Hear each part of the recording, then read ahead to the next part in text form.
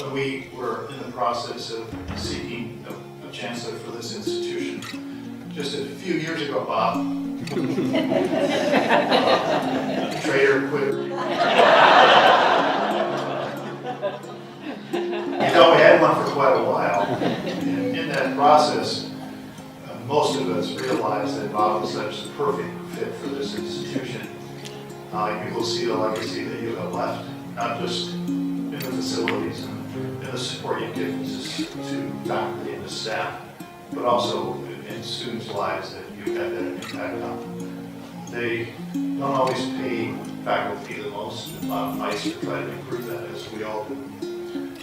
But you cannot pay a faculty member when you talk to a student that you've had later on in life, that you've influenced their career, and you've helped them not just acquire knowledge, but wisdom, which is the development of character, which helps you use that knowledge to make wise decisions the right way.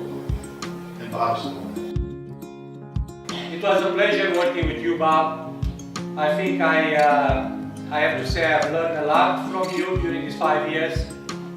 Maybe the most important thing I learned from you is to value equally academic staff, university staff, faculty, because this is the only way we can succeed as a campus, and we need to work together, respect each other, and try to understand each group's needs and role in this big machinery that we call UW-Stout. So thank you for that.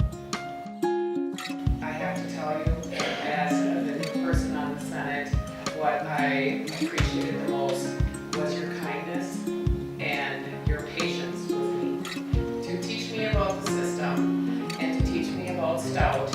As a mom of an alumni, I love Stout, but now I have a whole different opinion of the inner makings of Stout and the university system as a whole. The first thing that came to my mind after the announcement was something I learned from Chancellor Swanson many years ago. A mentor and teacher of mine, Dr. Swanson, once described the sometimes random nature of leadership in this manner. Occasionally, he said, the conditions of the time and the right person will intersect. I knew in my heart that this was such a time, and that Bob was the right person for this intersection. I believe that nobody, and I mean nobody else,